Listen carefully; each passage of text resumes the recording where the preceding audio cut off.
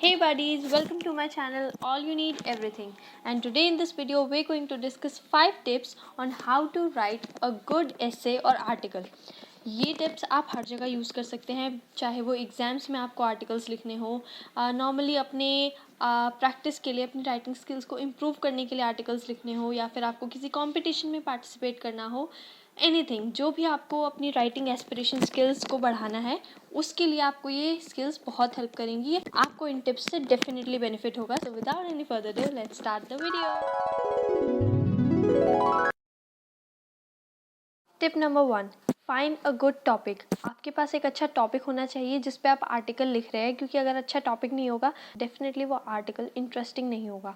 अगर उस आर्टिकल को आपको इंटरेस्टिंग बनाना है देन आपको एक अच्छा सा टॉपिक चूज़ करना होगा और ट्राई कीजिए। मेरी ये एडवाइस होगी कि आप कोई भी नॉर्मली जो बहुत ज़्यादा यूज़ टॉपिक है उसको ना यूज़ करें, क्योंकि वो कॉमन हो चुका है और उसको रीड करने में ज़्यादा किसी को इंटरेस्ट नहीं आता है। इसीलिए मेरी एडवाइस रहेगी आप एक यूनिक टॉपिक निकालें, जैसे कि normally deforestation, save water, save life, इन सब पे आर्टिकल्स लिखने की बजाय मैं आपको ये कहूँगी कि आप यूनिक टॉपिक्स पे आर्टिकल लिखिए, जैसे पीयर प्रेशर पे लिखिए या ऐसे टॉपिक्स पे जो आजकल यूथ के इंटरेस्ट में हैं। बहुत सारे टॉपिक्स हैं, आप सर्च कर सकते हैं और ये टॉपिक्स आपके आर्टिकल को बाकियों से अलग स्टैंड आउट करने में हेल्प करेंगे। Number 2, gather information.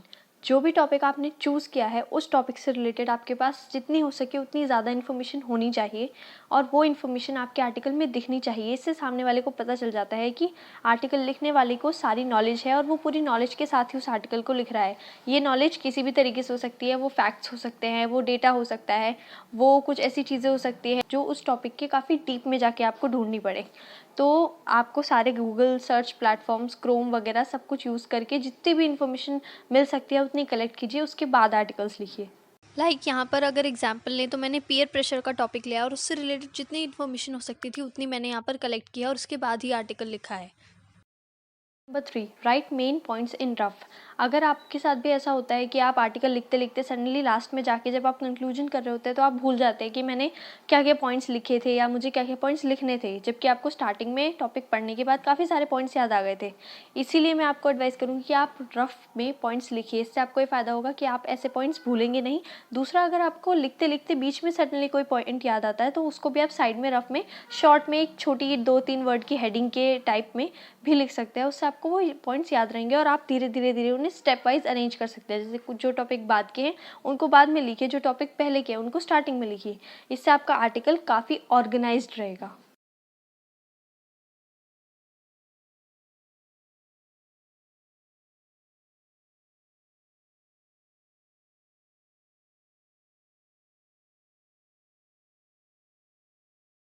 फोर, आपके आर्टिकल को आपको 3 पार्ट्स में डिवाइड करना होगा। First part would be introduction, second part would be body और थर्ड पार्ट होगा कंक्लूजन। सबसे पहले इंट्रोडक्शन में आपको उस टॉपिक से रिलेटेड जितनी भी बेसिक इन्फॉर्मेशन आपके पास है या फिर आपको दी गई है वो लिखनी है, जो नॉर्मली भी लोगों को पता होती है, लेकिन still it's important to mention. साथ ही साथ आप इंट्रोडक्शन में कोई फेमस सेइंग या फिर कोई फेमस कोट भी यूज़ कर सकते हैं, थॉट्स यूज़ कर सकते हैं जो आपके आर्टिकल को इंटरेस्टिंग बनाएं। And second part would be body. Body में आप सारा वो कंटेंट लिखेंगे जो आपने कलेक्ट किया था, जो इन्फॉर्मेशन आपने गैदर की थी, जो आपने फैक्ट्स कलेक्ट किए थे, डेटा कलेक्ट किया था, जो भी, चाहे वो न्यूमेरिकल डेटा है, कैसा भी डेटा है, जो भी आपने के पास इन्फॉर्मेशन है आपको वो बॉडी में इंक्लूड करनी है। एंड फाइनली थर्ड पार्ट में आएगा आपका कंक्लूजन। कंक्लूजन में आपको क्या करना है, कंक्लूजन में आपको पूरे आर्टिकल में जो कुछ भी आपने लिखा है उसका एक निचोड़ लिखना है, लेकिन बहुत शॉर्ट में। वो शॉर्ट में होना चाहिए इस तरीके से कि वो इंटरेस्टिंग भी लगे और ऐसा ना लगे कि आपने पूरा आर्टिकल दोबारा से वहाँ पे लिख दिया है। आप चाहें तो मेरी एक टिप यूज़ कर सकते हैं कि मैं हमेशा आर्टिकल लिखने के बाद लास्ट में उसे कोई ना कोई अपनी खुद की बनाई हुई 2-3 लाइन की राइम से एंड करती हूँ, या किसी फेमस थॉट से एंड करती हूँ, या किसी फेमस फिलोसोफर की कोई लाइन है तो उससे एंड करती हूँ। इससे आपका आर्टिकल काफ़ी अच्छा लगता है और सामने वाले को रीड करने में भी इंटरेस्ट आता है। Final reading test.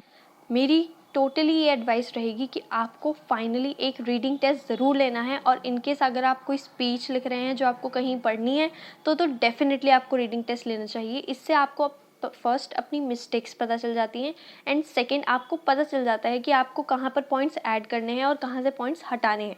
इससे आपके आर्टिकल में मिस्टेक होने के चांसेस बिल्कुल घट जाते हैं। इधर कोई स्पेलिंग मिस्टेक है या फिर कोई ग्रामेटिकल मिस्टेक है, किसी भी टाइप का एरर है, वो सारे एरर्स आपके सामने आ जाते हैं। इसीलिए रीडिंग टेस्ट ज़रूर लेना चाहिए।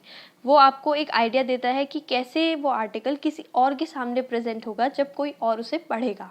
सो गाइज़, आज के लिए इतना ही। अब हम मिलेंगे हमारी नेक्स्ट वीडियो में। तब तक आप चाहें तो हमें हमारे इंस्टाग्राम और फेसबुक हैंडल्स पे फॉलो कर सकते हैं। मैं आपको दोनों की ही लिंक्स डिस्क्रिप्शन में दे दूँगी। और हाँ, अगर आपको हमारी वीडियो पसंद आई then do not forget to like, comment, share and subscribe to my channel. तब तक के लिए बाय बाय।